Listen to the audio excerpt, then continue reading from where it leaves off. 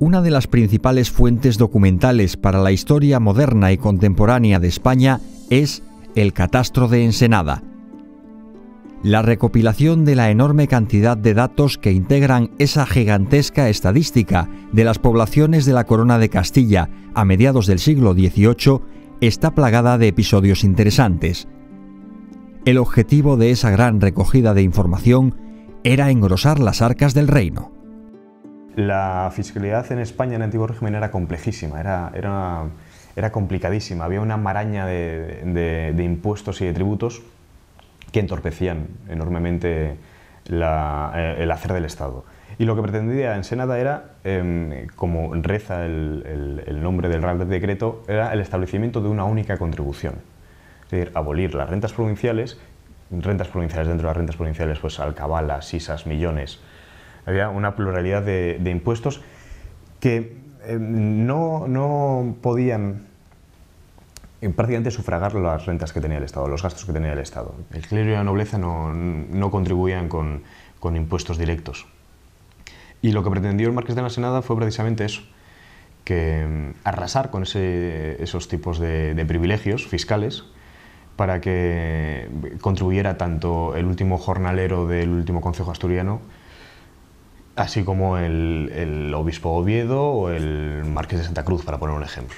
Tampoco es una iniciativa estatal cuyo último fin fuera el bienestar social, es decir, no era un humanista político, sino que era incrementar las arcas del Estado. Cuanto más dinero había, más marineros podías colocar sobre los buques de la Armada y más soldados podías situar en los campos de batalla. En el siglo XVIII, la España de Fernando VI ya no era el imperio en el que no se ponía el sol. En una corte plagada de intrigas, Zenón de Somodevilla y Bengoechea, que así se llamaba el marqués, logró hacerse con el favor real e ir fraguando su proyecto. Es gente que se hizo a sí misma. Partió de los escalafones más bajos de la administración española para llegar a convertirse en secretario de Hacienda, Marina y Guerra. Tuvo las riendas de la monarquía durante cerca de 11 años y por él pasaban prácticamente todos los asuntos importantes de la monarquía: política exterior, política interior, política económica, etcétera, etcétera. A finales de 1749 se pone en marcha el Real Decreto para el establecimiento de una única contribución. Ensenada despliega una estructura burocrática para llevar a cabo el catastro. El comisionado enviado a Asturias para dirigir ese proceso murió a los 3 días de su llegada. A los 3 días de llegar a Oviedo, el hombre enfermó y murió. Es decir, el catastro de Ensenada en Asturias en el año 1751 no se había iniciado, cuando en el resto de las provincias ya se había comenzado un año y medio antes. Su sustituto será el noble cacereño Gabriel Francisco Arias de Saavedra, Cáceres, Monroy y Zúñiga, que no fue precisamente bienvenido en la región. Nada más desembarcar en Asturias tiene todo tipo de problemas con las autoridades asturianas, con el Ayuntamiento de Oviedo, con la Junta General del Principado, con algunas instituciones eclesiásticas. ¿Por qué razón? Debía ser un hombre muy riguroso, era un hombre muy particular. Cualquier duda que tenía, por pequeña que fuera, la enviaba a Madrid, a la Real Junta. Saavedra se vio ante una perspectiva geográfica complejísima para él, porque no entendía cómo tenía que hacer las operaciones catastrales. Él no sabía si tenía que hacerla por parroquias, la duda que tenía era si hacerla por parroquias, si hacerla por concejos, si hacerla por lugares. Y desde Madrid le dijeron que directamente aprovechara las estructuras administrativas asturianas y lo hiciera por concejos y por cotos. La orografía asturiana, sus rudimentarias infraestructuras y la dispersión de sus poblaciones parecían obstáculos insalvables para el titubeante comisionado. Sin embargo, 3 años después, logró finalizar el catastro. Llegó en el año 1751 y en septiembre del año 1754 escribió a Madrid diciendo que había concluido las operaciones catastrales. Esa fue una de las razones también porque se atacó mucho desde la Junta General del Principado y desde otras instancias de poder porque argumentaban que era prácticamente imposible catastrar tierra a tierra, prado por prado, árbol por árbol, como se tenía que hacer Asturias solo en 3 años. O sea, se le acusó de que esa celeridad había provocado cierta malversación o por lo menos malinterpretación de los datos asturianos en el catastro de Ensenada. La información recogida se ordenó en 2 categorías. De un lado, las llamadas respuestas generales. Era una fotografía de cómo era una población a mitad del siglo XVIII. Es decir, cómo se llamaba la población, cuáles eran los lindes, cuáles eran los tipos de tierra que existían, el precio de las diferentes producciones, es decir, el precio de la miel, el precio de la roba de lana, el precio de las castañas, de la roba de castañas, de la roba de avellanas, etc. Otro tipo de informaciones hacían referencia a la estructura profesional. Hay respuestas en las que se tienen que los regidores de los concejos tenían que decir no solo cuántos, por ejemplo, cuántos sastres, cuántos zapateros, cuántos herreros, cuántos comerciantes había, sino lo que ganaban. Y de otro, la información demográfica y hacendística de sus habitantes, las respuestas particulares.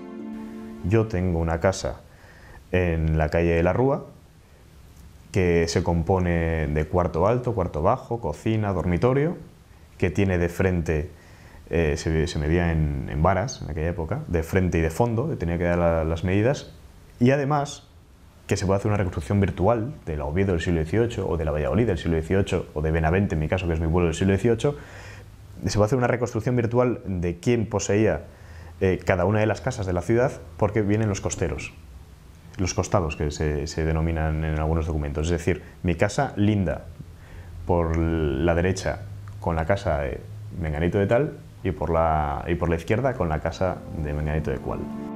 De este último material se elaboraron 2 copias, una para la Real Audiencia y otra para los respectivos concejos. Aquí en Oviedo se quemó la Real Audiencia. Por tanto, toda esa documentación de respuestas particulares de toda Asturias se quemó. Las respuestas particulares que conservamos son las de los propios ayuntamientos. Pero ya sabemos que Asturias ha tenido unos avatares históricos en el siglo XX complejos, por ejemplo la Revolución del 34 o la Guerra Civil del 36-39, que provocó la quema de muchos archivos locales. Por lo tanto, podemos reconstruir la Asturias del siglo XVIII a través de las respuestas particulares de no pocos concejos, más de los que se imaginaban, pero la incuria de los tiempos ha provocado que de más de 15 concejos no se conserva absolutamente nada de las respuestas particulares del catastro de Ensenada. La Asturias que dibujan todos esos datos de mediados del siglo XVIII tenía menos de 200.000 habitantes. Cerca del 90% se dedicaban a la agricultura. Y el catastro detalla sus producciones de manera exhaustiva. Realmente el trabajo que se llevó a cabo fue tan puntilloso que aparecen los nombres de todos los dueños de esas 900 o 1000 colmenas. Pasa exactamente igual con los molinos. Con los molinos te aparecen no solo los nombres de los propietarios, sino también la producción anual que tenían. Generalmente harina de maíz eran lo que trabajaban. Y también te dan informaciones pues, curiosas de los molinos, porque que había muchísimos molinos que solo trabajaban 3 meses al año o 4 meses al año cuando lo permitían el reguero sobre el que estuvieran montados esos molinos. En 1754, todavía en plena elaboración del catastro, Ensenada fue desterrado de la corte acusado de malversación por sus opositores. Muchos de sus contradictores, de sus críticos, hicieron en aquellos tiempos del año 1754, incluso hicieron coplas a la caída de Ensenada y decían mucho Ense, mucho Ense, mucho Ense y al final nada, nada, nada, nada. Jugaban con su nombre constantemente. Él también era conocido como el ministro en sí nada, que fue desterrado en Granada. Y aunque volvió a ser rehabilitado años después, abandonó su proyectada reforma hacendística. El país mantuvo su anticuado sistema tributario hasta bien entrado el siglo XIX, y los cientos de miles de legajos del catastro durmieron el sueño de los justos en los anaqueles del Palacio Real. Hasta bien entrado el siglo XIX, no se reivindicó la figura del marqués de Ensenada, y ya a finales del siglo XIX, principios del siglo XX, es cuando llegan los historiadores, ya historiadores académicos, para reivindicar esa magna averiguación, pero desde el punto de vista historiográfico, es decir, como una herramienta muy útil para los historiadores actuales para reconstruir lo que fue una España desaparecida, pero que es muy vivaz en esos documentos que se han conservado. Es difícil hacerse a la idea de la ingente labor que supuso la iniciativa de Ensenada hace 2 siglos y medio, sin ordenadores ni bases de datos y con un gran porcentaje de población analfabeta. Fue un esfuerzo que no tuvo parangón en Europa hasta comienzos del siglo XIX, con una iniciativa napoleónica de hacer una suerte de catastro general de Francia, no tuvo parangón. O sea, realmente esta iniciativa de Ensenada fue revolucionaria, fue reformista, pero fue revolucionaria sobre todo en el espíritu de toda la obra, de intentar construir una especie de maquinaria estatal que pudiera recabar todas las informaciones y que prácticamente llegara a todos los puntos de la corona de Castilla para conocer más de los propios súbditos, de los propios españoles. Pero al final todo quedó en nada.